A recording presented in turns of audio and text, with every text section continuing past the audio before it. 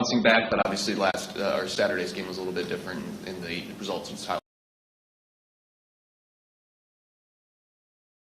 You guys may think I'm just losing my mind or something, but they come out and they're ready to go. They're focused on the next deal. They're communicating, and they're doing what we're asking them to do. So that's a positive. It's a positive, and so we got to keep going. H, what'd you learn from the film that you didn't know Saturday night? I hate to keep asking this, but have you had any more guys come in and say they're done? So the first, what did we learn from the film that we didn't know? They did what they did. To be honest with you, they didn't change up much. They were who we thought they were, and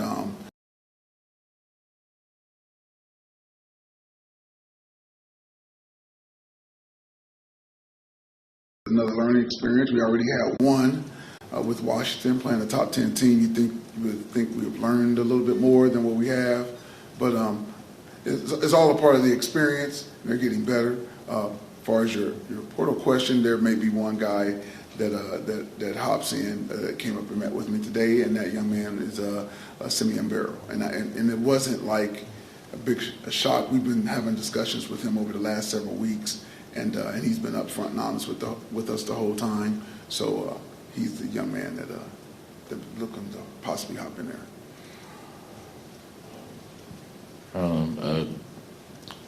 Caden's game.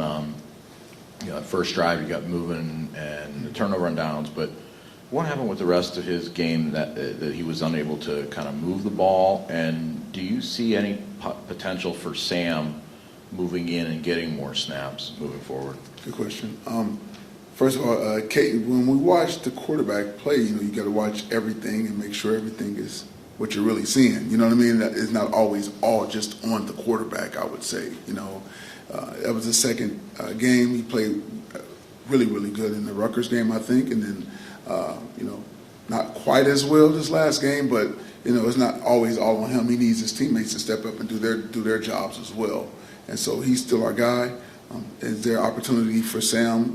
Sure, there's opportunities for Sam. He's a good player, and we're going to continue to evaluate it and look at it throughout the course of this week and just see where that goes. But Caden is still the starting quarterback. I wanted to ask you about Sam too. Has he sort of indicated, or is there the assumption like he's good to play throughout? Just with the redshirt rule and him, does that have to be on the top of your mind whenever you throw him in, or has he said I'm good to play out the year, or where do you sort of? Good question. That's something we haven't discussed, he and I, but I think he is. The young man just loves to play football, and so I haven't heard anything where he's thinking about redshirting or anything like that. I was talking to the team last week, and I was like, man, a lot of you guys cracked me up with the redshirt thing because a lot of you guys don't even like school. So why are you going to add another year of school? Like, it doesn't make sense. Like, what are y'all saying? So, and a lot of guys want to go to the league in 3 years and all this stuff. So you're talking about adding a redshirt. You're like, where is this coming from? So, but he hasn't said it. I haven't heard either way with him. Maybe I need to talk to him about it, but I know that he loves to play the game of football.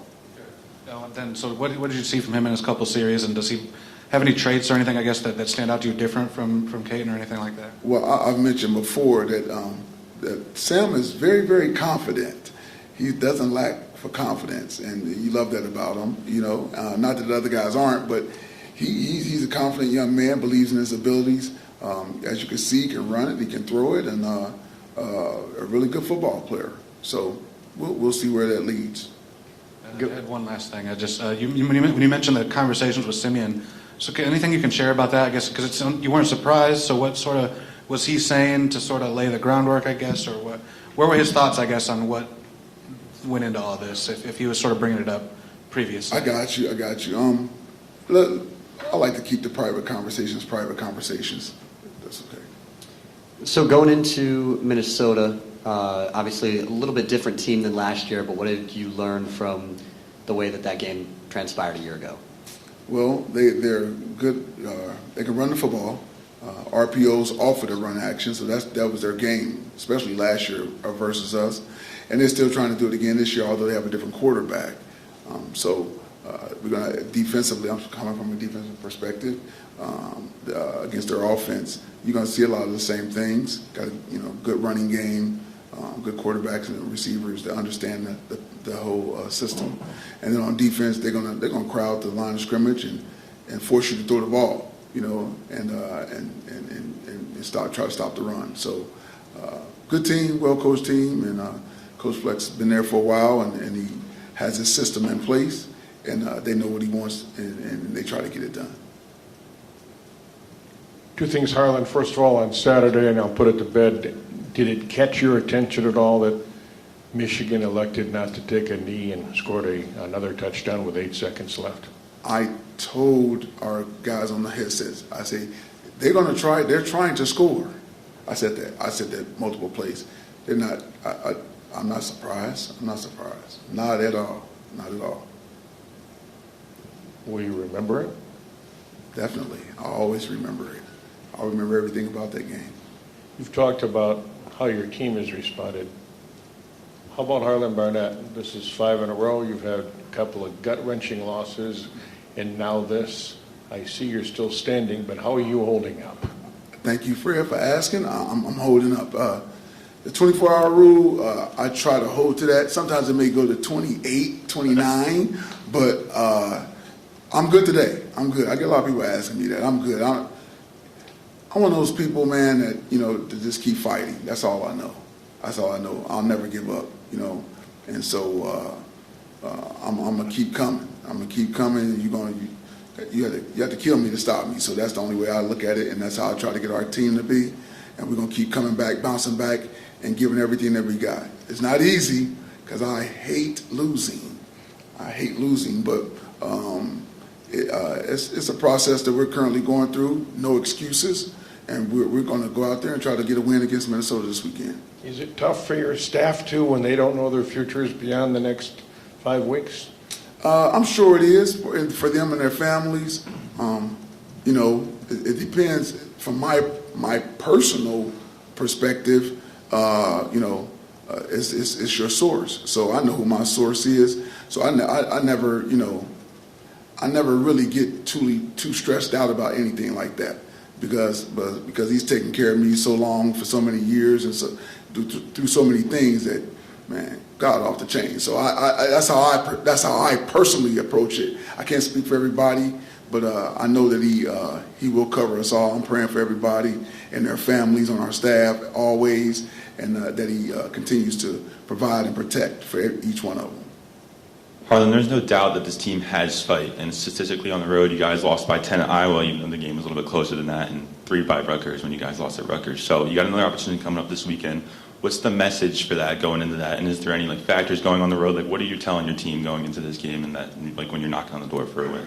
Well, we still have to finish. I'm going to stick with the same thing. I'm going to still say discipline, everybody doing their job. And part of doing your job is pre-snap communication, post-snap communication, all of that. And then we talk about special teams, maximum effort, offense score, defense 3-and-out takeaway, and then finish. We have to finish. And so we'll continue to pound that into them. They understand it. They just have to do it. We have to do it. And we just have to keep pounding it and pounding it and pounding it till we actually get it done. So that's the message. Harlan, not to keep harping about Simeon, but do you expect him to make, is there a timeline for him to make a decision about the portal, and do you expect him to be available on Saturday? I think you know, he may be gone. I think he's going to jump in personally, and that's what it's going to be. Wish him nothing but the best. Okay. And then, you were here in 2016 when everything kind of slid. Is there anything you remember about that losing streak that you can take and apply here? That's something that different situations, but still. That was tough, man. You know, that was really tough because we couldn't figure out totally what is going on. It felt like that, and it does feel like this a little bit right now. What is going on? What's happening? But all you can do is keep trying to get better. I said to the coaching staff this morning, let's just keep coaching these guys up, making them better. Let's improve and get better week to week, and then we'll probably start seeing the results that we're looking for. If we just keep coaching them up, don't give up, keep fighting, keep pushing. Harlan, over here. There was a game, you were on the staff, in, I think it was 2012 at Minnesota, that Mark D'Antonio used to talk about what an important character game that was the year before the Rose Bowl, kind of off the radar end of the year, guys really decided they wanted to play. And I'm wondering, is this sort of last week sort of a season within a season against Michigan? Is this sort of the week where the character gets tested and sort of revealing of who you are in that capacity? It really is, Graham. I believe that, absolutely. This game is a game where the guys that are out there playing for us, they are Spartans. They want to be here and give everything that they have.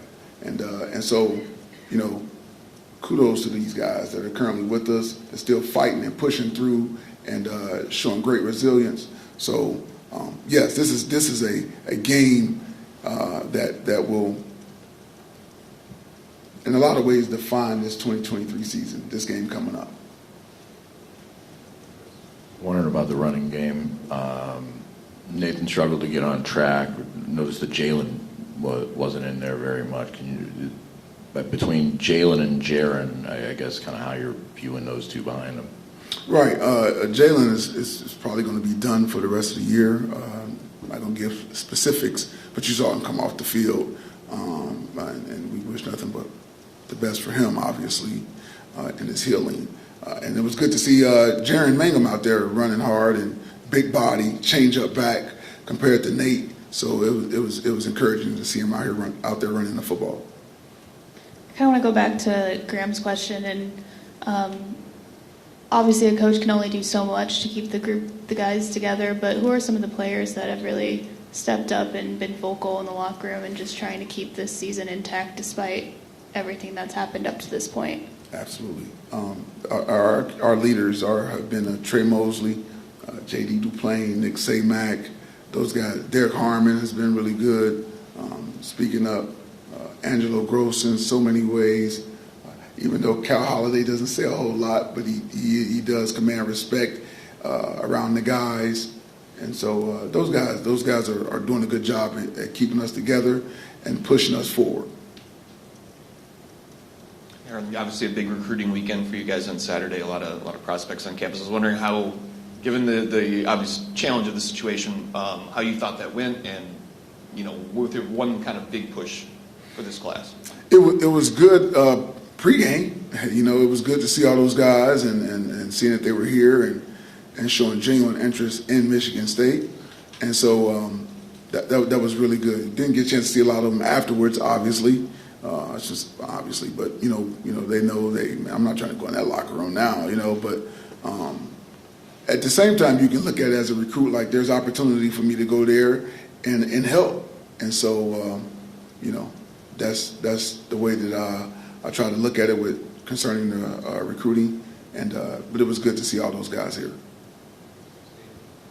When you play two teams in a row that seem like there's some similarities, at least offensively, with like tight ends and physicality, running the football, is there a benefit from some carryover from maybe some things that you emphasized last week that will still be in place this week for a team that's trying to get back on track? Is that a benefit? Absolutely, that is a benefit. You don't have many changes in the plan. You just have to execute the plan better, and wrap and squeeze when you're tackling, run through contact, wrap and squeeze. And so we're going to have to do that because they do a good job of running the football and doing things like that.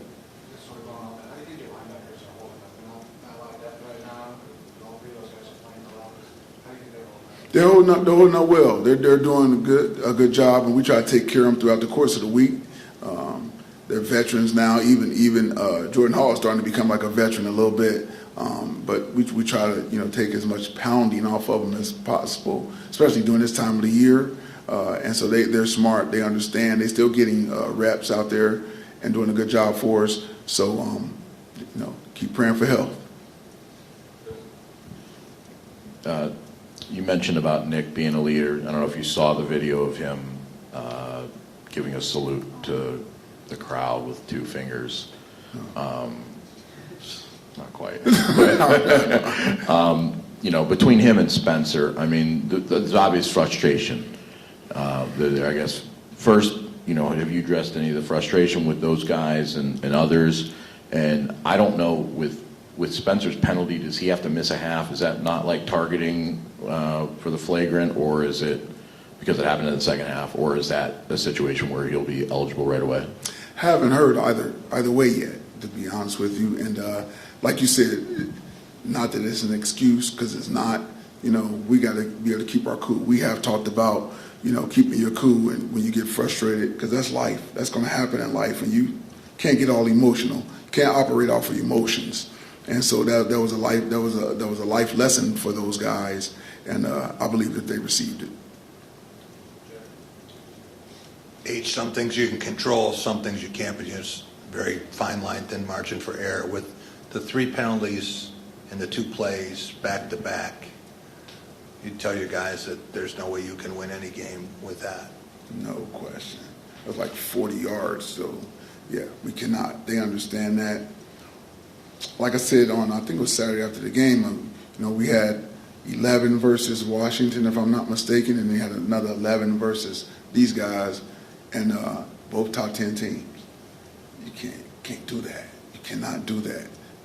You got to be able to rise to the occasion and play disciplined football, physical and discipline. That's what we talked about, being disciplined and physical throughout the entire game, and we just didn't do it. We just didn't do it. No excuses. We have to get better at it. Got to get better at it.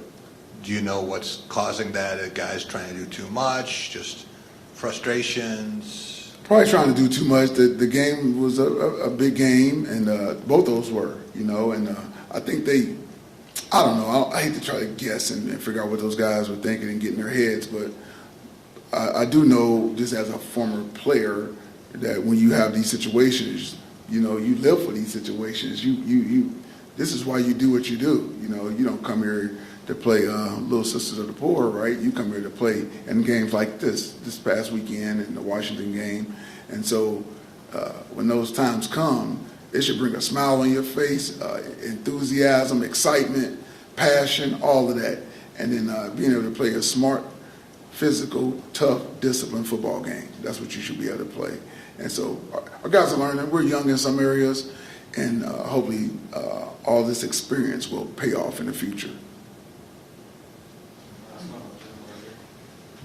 You've had some attrition at the defensive tackle position now with Simeon out. Can you talk about what's left and how you go against this physical run team? Who do you have there at second string, and what's that looking like depth-wise? Yep.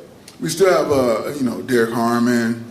We still have Jalen Sammy, Maverick Hansen, and those guys. And then, you know, Ken Talley has to go in there. We can bring him in there. So we have those guys still available, and we'll use what we have at our disposal. They'll go in there and grind and fight and do whatever they need to do to help us succeed. Thanks, guys.